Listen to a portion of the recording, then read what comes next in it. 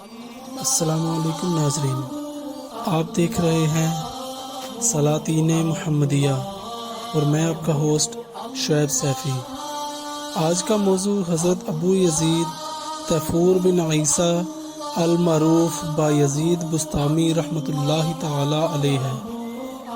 موضوع شروع کرنے سے پہلے آپ سے گزارش ہے کہ ہمارے چینل کو سبسکرائب کریں، لائک کریں اور شیئر کریں، اور بیل کے آئیکن کو لازمی دبائیے گا کیونکہ ہر نئے آنے والی ویڈیو آپ تک بر وقت پہنچ سکے۔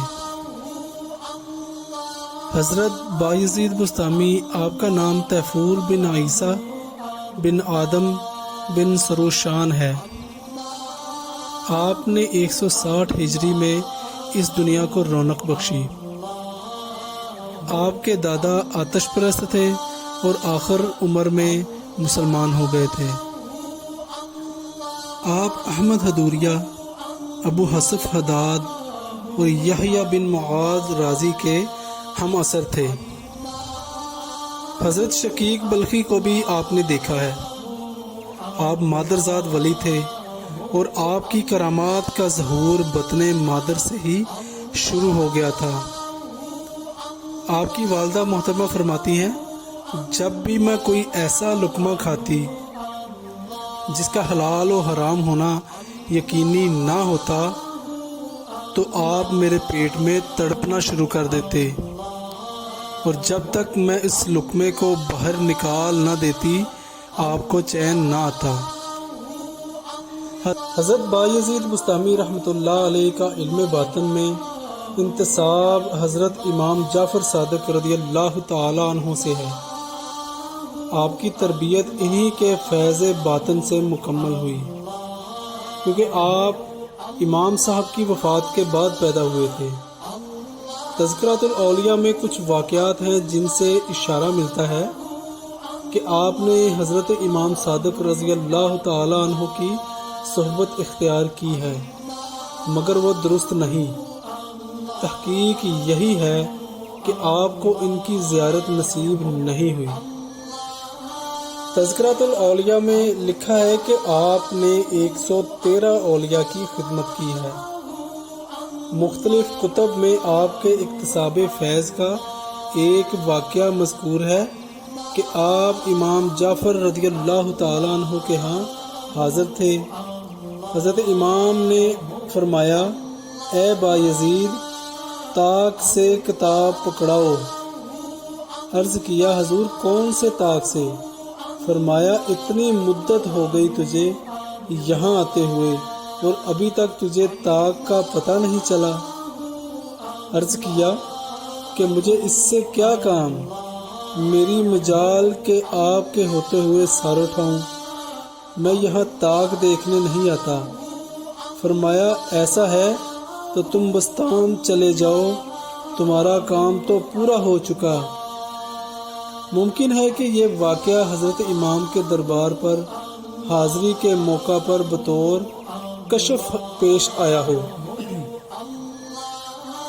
کیونکہ اوپر بیان ہو چکا ہے کہ آپ کی ولادت امام صاحب سے بعد میں ہوئی۔ لڑکپن میں ہی تلاش حق کی خواہش آپ کے دل میں پیدا ہو گئی۔ ایک بار آپ استاد سے قرآن پاک پڑھ رہے تھے، جب سورہ لقمان کی اس آیت پر پہنچے، میرا اور اپنے والدین کا شکر ادا کر، تو استاد سے اجازت لے کر گھر آئے اور والدہ سے عرض کی، یا اللہ تعالیٰ سے اس کا حق معاف کروا دیجئے یا پھر اپنا حق معاف کیجئے، کیونکہ میں 2 گھروں کا حق خدمت ادا نہیں کر سکتا۔ آپ کی والدہ نے فرمایا، جا، میں نے تجھے راہ خدا کے لیے چھوڑ دیا اور اپنا حق معاف کر دیا۔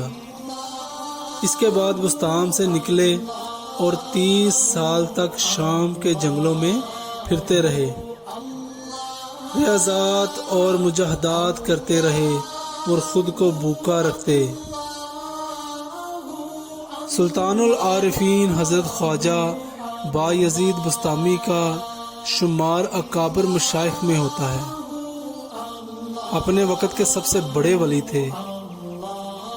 جب آپ نے کعبہ کا سفر کیا تو ہر قدم پر 2 رکعت نماز پڑھی، حتیٰ کہ 12 سال میں مکہ پہنچے، اور فرمایا یہ کوئی عام دنیا کے بادشاہ کا در تھوڑی ہے کہ یک بارگی چلے آئیے۔ جب آپ مکہ مکرمہ پہنچے تو مدینہ طیبہ حاضری دیے بغیر واپس آ گئے، اور فرمایا یہ ادب نہیں کہ حج کرنے آؤ اور بہانے سے مدینہ کا چکر لگا لو، پھر آئندہ صرف مدینہ کی حاضری ہی کے لیے تشریف لے گئے۔ آپ خود فرماتے ہیں وہ کام جس کو میں تمام کاموں سے پیچھے سمجھتا تھا وہ سب سے پہلے تھا، اور وہ والدہ کی رضامندی تھی۔ ایک رات والدہ نے مجھ سے پانی طلب کیا، میں پانی لینے کوزہ کے پاس آیا تو اسے خالی پایا، پھر سراہی دیکھی تو وہ بھی خالی تھی۔ میں نہر سے پانی لینے چلا گیا، واپس آیا تو ماں سو چکی تھی۔ رات بہت سرد تھی، میں پیالہ ہاتھ میں لیے کھڑا رہا، حتیٰ کہ پیالہ میرے ہاتھ میں جم گیا۔ جب والدہ بیدار ہوئی تو ان کو معاملے کا پتہ چلا، انہوں نے پانی پیا اور میرے لیے دعا کی، اور فرمایا تو نے پیالہ نیچے کیوں نہ رکھ دیا؟ عرض کیا میں اس بات سے ڈرا کہ آپ بیدار ہوں اور مجھے حاضر نہ پائیں۔ ایک روز کا ذکر ہے کہ آپ کی والدہ نے فرمایا آدھا دروازہ کھول دو۔ حضرت بایزید فرماتے ہیں میں صبح تک حیران کھڑا رہا کہ دائیں ہاتھ کی طرف کھولوں یا بائیں ہاتھ کی طرف، معلوم نہیں والدہ کی رضا کس میں ہے۔ آپ کے ادب کا اندازہ اس بات سے بھی لگایا جا سکتا ہے کہ آپ نے فوت ہوتے ہوئے وصیت کی تھی کہ میری قبر استاد کی قبر سے گہری بنانا تاکہ بے ادبی نہ ہو۔ آپ کے گھر سے 40 قدم کے فاصلے پر مسجد تھی، مگر آپ نے اس کی تعظیم کی وجہ سے کبھی راستے میں نہیں تھوکا۔ ایک مرتبہ ان سے کسی نے کہا فلاں جگہ ایک بزرگ ہیں، یہ ان کی ملاقات کو گئے۔ جب وہاں پہنچے تو بزرگ نے قبلہ کی جانب تھوک دیا۔ حضرت بایزید وہیں سے ملاقات کیے بنا واپس پلٹ آئے اور فرمایا اگر اس شخص کو طریقت میں کوئی دخل ہوتا تو خلاف ادب کام اس سے صادر نہ ہوتا۔ ایک بار جب آپ مسجد کی جانب گئے، جب دروازے پر پہنچے تو کھڑے ہو کر رونے لگے۔ لوگوں نے عرض کی یا حضور کیا ہوا؟